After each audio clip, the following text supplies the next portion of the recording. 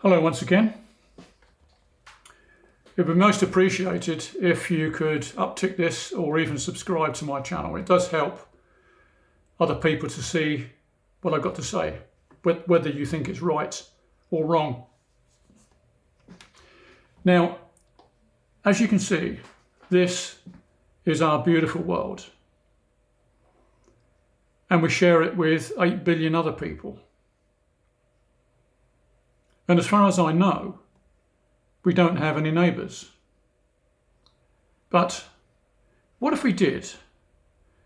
What if we were being studied from wherever and they made opinions about us as human beings? What would they say? I can only imagine it would be something like this. The natives of this planet are extremely dangerous and regularly kill each other, sometimes in huge numbers. They form governments that know no better, and they kill people to make money during wars. Then they make up rules of war that are constantly broken. And every so often, they have a major frightening scenario that signifies the end of the world, and the masses cower in fear. In reality, it's just another form of control by their governments. And most people don't see that. And these humans, they invent many religions and fight over whose religion is best, when in fact they all believe in the same thing: the omnipotent one who rules over everything. Will the human race change? Well, it hasn't so far. Now, before I start, I'll leave a link to a guy I chat with on a regular basis. He's an Englishman living in Russia, and he's a pretty down-to-earth and honest guy. And he's very brave in doing this video because he risks being banned on top of already being demonetized. He does go on a bit, but I'm sure you'll get the point he's making, which is about strangling algorithms. And it just makes sense why the wrong opinion on this platform gets strangled by that algorithm. And you only have to look at who owns it. And it's actually very frightening to think that such a gigantic platform can influence lies and stifle the truth. Why? Well, they must have read 1984 or A Brave New World.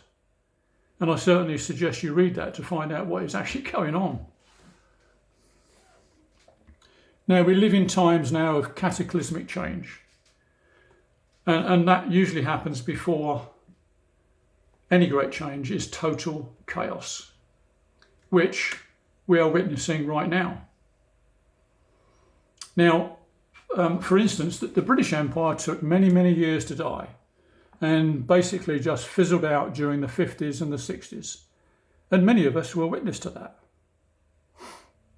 The Russian Empire, or the USSR, demise happened rather more quickly, but was no doubt devastating for the population at the time as crime took hold and chaos ensued. And today, it's happening even more quickly.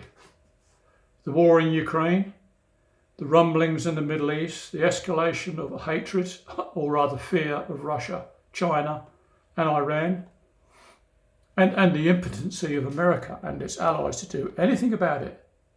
But still they bumble along like a bully caught with his pants down.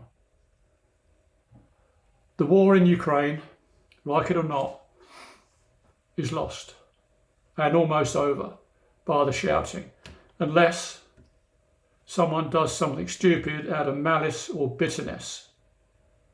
I have no trust whatsoever in this regime there. It's totally corrupt and headed by a coke addict. Not a great combination to inspire confidence in others. All of what is happening now is a build-up of plans laid down many years ago, just after World War II. At that time, America was the most powerful country in the world, but made the mistake of wanting even more power and had some grand ideas for getting what it wanted. Just like a spoiled child in a candy store with its pocket full of money and influential parents. Forward to today, and many people in charge still believe that America is still great, including Joe Biden. Well, I've got news for you, it most certainly is not. They are deluded, and America certainly won't be great ever again, just like the British Empire. It died and won't be coming back anytime soon. Pathetically, the Five Eyes Alliance hangs on by its fingernails. But being led by America, it's only a matter of time before they all meet up in the dustbin of history. Unless a Superman or Superwoman comes along to save the day. Unfortunately, the world is not Hollywood and fantasy is not real. But we can still have hope. I feel for the American people because they've been led into this with colossal propaganda that Goebbels would have been proud of. All care of the mainstream media and an administration of yes men. I would hazard a guess that the loss of the war in Ukraine along with the debacle in the Middle East will have catastrophic influence on the final outcome of the Western hegemony that's been in place for generations. Now, I won't even try to explain the situation in Israel, in the West Bank or the Gaza Strip. It's been going on for over 100 years. But the whole world now is witnessing to what is happening there. A regime that is committing the same sin as was committed against them by the Austrian with a moustache. Isn't that the pinnacle of hypocrisy? Not really. It just goes to show that all humans are capable of absolutely anything against his fellow man, especially when in groups that believe they are superior, a master race or the chosen ones. No one is. We're all equal. But it seems to me that anyone who's got eyes and ears can understand what is occurring here, and it's a tragedy unfolding with no certain outcome. And if Israel's got any sense, it will hold back on any retaliation with Iran, but it's unlikely at the moment. And news just in yesterday reports that Israel attacked Iran with multiple drones and missiles, and Iran was overrun with explosions. However, this doesn't seem to be correct because reliable sources now say that it was purely a token strike by Israel. And Iran successfully shot down 3 drones. News from Iran is now saying that it wasn't seen as a serious attack and they dealt with it successfully. Let us all hope and pray it rests there. Now, both our Foreign Secretary, Cameron, and the American equivalent, I can't think of his name, but they talked to the Israeli Prime Minister and both were unsuccessful in their influence. And Israel would do it exactly what it wants regardless of anyone else or the consequences that may occur. But just maybe, Israel is rethinking its strategy.